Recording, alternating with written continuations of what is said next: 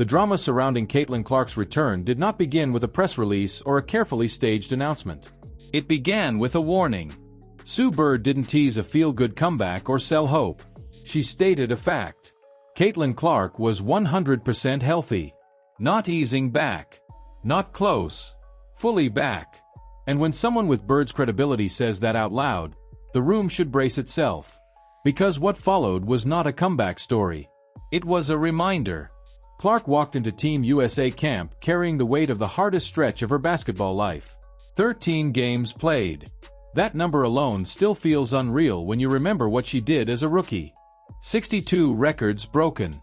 A historic season that forced the entire sport to recalibrate around her. Then came the injuries. Left quad, left groin, right groin, left ankle. Each one stacked on top of the other until the season disappeared. For a player who had almost never missed time, being forced to sit and watch was not just frustrating. It was suffocating. The league moved on. Debates started. Whispers grew louder. Could she come back from this? Did the physical toll finally catch up? Was the magic gone? Clark did not answer those questions with noise. She answered them with work. While cameras turned elsewhere and narratives shifted, she was grinding through rehab without attention, without spectacle, rebuilding her body piece by piece. When she finally sat in front of reporters before camp, she did not oversell anything. She said she was healthy. She admitted she still needed to regain conditioning. That combination mattered. Confidence without denial. Honesty without fear. That kind of clarity does not come from someone guessing. It comes from someone who knows exactly where they stand. The nerves were real. She admitted that much. But the moment they vanished was telling. It was not a big moment. It was not applause or validation. It was the instant the basketball touched her hands during warm-ups. Muscle memory took over. Rhythm returned. Everything that injuries tried to steal snapped back into place. That is not luck. That is years of repetition, discipline, and obsession with the craft. Clark did not just rehab her body. She preserved her game. Then came the scrimmages. This is where every comeback gets exposed or confirmed. The gym was tense. Coaches watched closely. Teammates studied every movement. At first, Clark played within herself. Safe passes. Solid positioning. Controlled pace. Doubt hovered in the air for a moment, and then she erased it in one possession. Near half court, she caught the ball. 2 dribbles. No hesitation. She pulled up from the logo, the same spot that defined her rise, the same shot that broke defenses and records. The ball left her hands clean, spinning perfectly, and dropped straight through the net. The reaction was immediate. Benches erupted. Coaches clapped. The entire atmosphere shifted. That sound, the unmistakable snap of the net, carried months of meaning. It was not just a made shot. It was an announcement. Caitlin Clark was back, not surviving, but commanding. Sue Bird watched from the sideline with the expression of someone who already knew.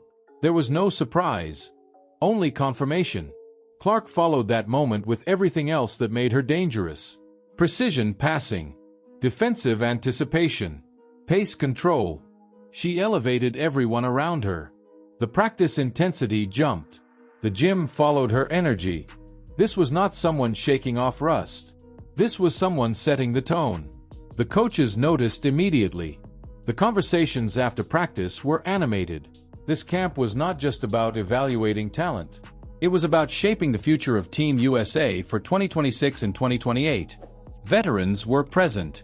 Stars were competing. But Clark separated herself quickly, not just with skill but with leadership. Even during her injury-riddled season, she had stayed engaged. She traveled. She supported. She stayed connected. That matters in environments like this. Leadership is not turned on when you feel good. It is revealed when you do not.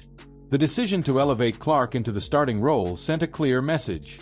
This was not a sentimental move. It was earned. Her basketball IQ, her ability to elevate teammates, her presence on both ends of the floor made the choice obvious to those watching closely. The staff was not guessing. They were responding to what they saw every day in camp. The starting lineup announcement confirmed it. Clark at point guard. surrounded by elite talent, trusted to run the team.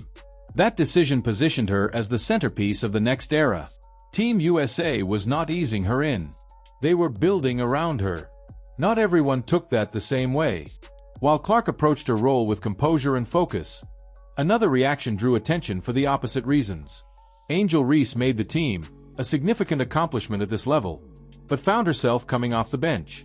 That role clearly did not align with her expectations. Reports surfaced of frustration, complaints about playing time, discontent with role definition.